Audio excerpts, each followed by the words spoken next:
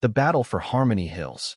In the quiet suburb of Harmony Hills, Illinois, federal DEA agent Daniel Harper believed he'd found the perfect haven for his family. After years of chasing drug cartels, he craved peace for his daughter, Lily, who navigated life in a wheelchair due to cerebral palsy, and his son, Ethan, her fiercely protective older brother. But beneath the manicured lawns and picket fences, a storm was brewing, led by a woman determined to control the neighborhood at any cost. What began as petty complaints spiraled into a chilling conspiracy, culminating in a gunshot that would change Harmony Hills forever. Daniel stood on his porch, sipping coffee, watching Lily giggle as Ethan, 18, spun her wheelchair in playful circles at the community playground. The sight warmed his heart, a rare moment of joy after years of high-stakes investigations. Lily, 7, had a smile that could light up the darkest room, her wheelchair an extension of her vibrant spirit. Ethan, tall and athletic, was her champion, always ready to shield her from the world's cruelty. The tranquility was shattered when a sharp voice cut through the air. "You're ruining the playground." Margaret Ellison, president of the Harmony Hills Homeowners Association, stormed toward them, her designer heels clicking with purpose. With her polished appearance and commanding presence, Margaret ruled the neighborhood like a dictator, enforcing rules with an iron fist. She pointed at Lily's wheelchair, her face twisted with disdain. "That thing is tearing up the mulch." Ethan stopped, placing himself between Lily and Margaret. "It's a wheelchair, ma'am. She's just playing." His tone was calm but firm. "Don't sass me, young man," Margaret snapped. "I'm the HOA president, and I won't tolerate this disrespect." "That contraption is a problem." Lily's smile faded, her eyes wide with confusion. Daniel set down his mug and headed toward the playground, his instincts flaring. "There's no rule against wheelchairs here," Ethan said, his voice rising. "My sister has every right to play." "Rights?" Margaret scoffed. "My right is to protect this community's standards. Your family's been in trouble since you arrived." By the time Daniel reached them, Lily was quietly crying.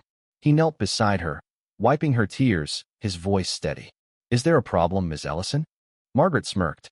"Your children don't grasp community rules, Mr. Harper. Teach them respect, or there'll be consequences."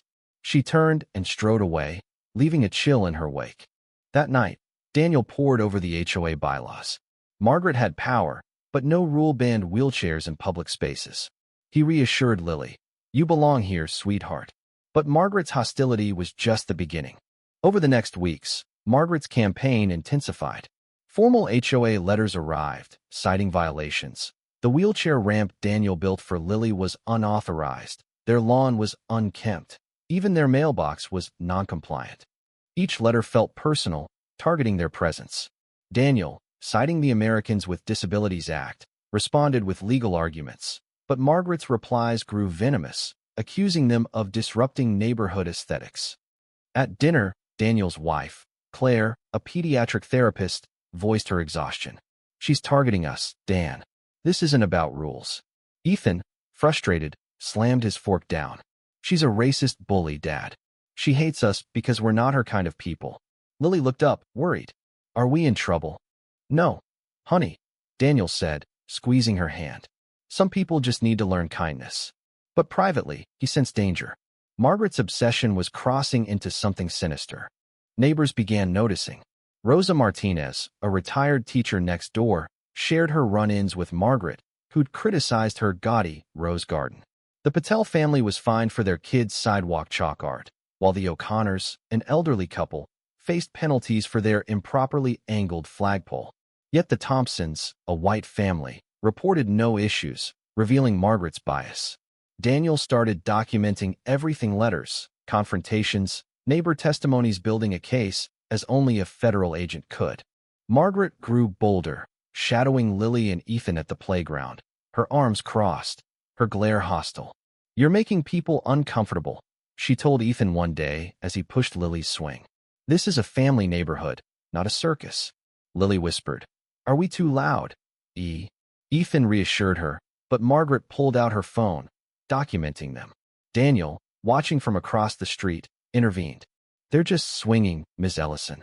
"You people don't get it," Margaret hissed. "This neighborhood has standards." The phrase "you people" hung heavy.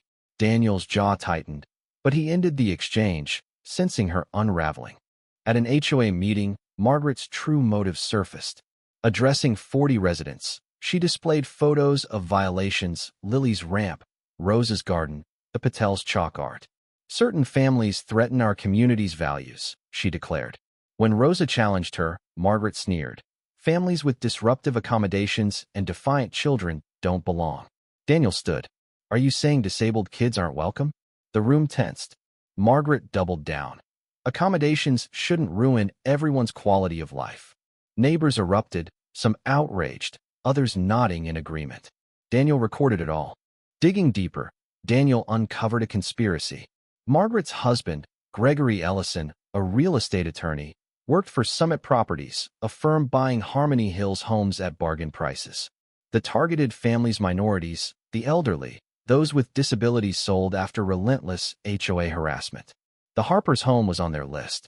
Worse, Margaret owned a gun, her social media filled with rants about undesirables ruining suburbs.